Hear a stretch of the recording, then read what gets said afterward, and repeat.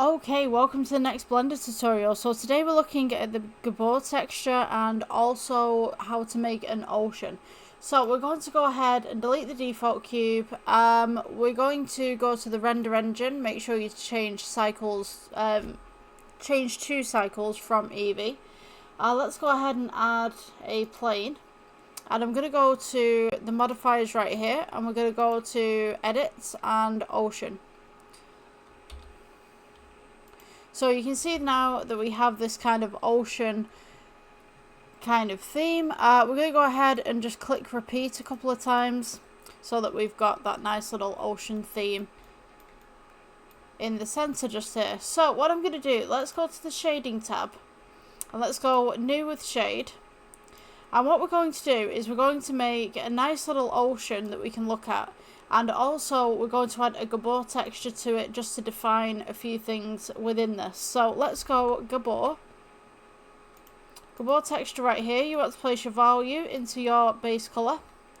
We're going to go ahead and we can scale this down just a little bit. And you can see how the gabor texture kind of places this nice little wave texture over the top. Now this would be great for sand as well as water. What you want to do is take the 2D and we'll change that to 3D, and you can mess around with the frequency a little bit, make it look a little bit more oceany, and the scale.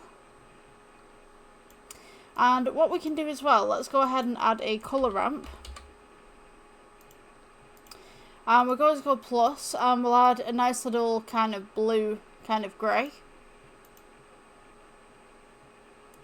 And what I'm going to do, let's go ahead and just add some little other textures as well, kind of like a little bit of green or something like that, just in the back, just subtly.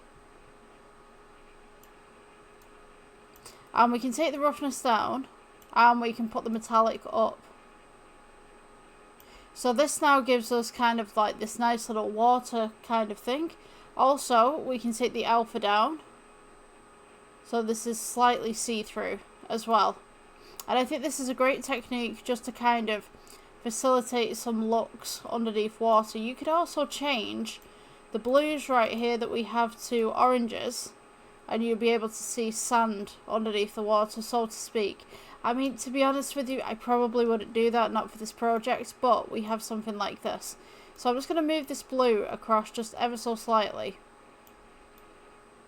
So if we go ahead and add an object underneath, such as a cube, so go ahead and scale this up and then press G and bring this down.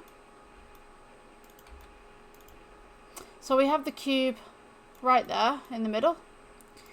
I'm just going to click off the cube. You can see that this is slightly see-through, so the more that you retract the alpha, the more you'll be able to see the cube, and the less that you retract the alpha, the cube will disappear.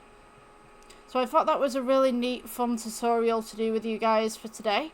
I will see you in the next one. Thank you for watching. Bye.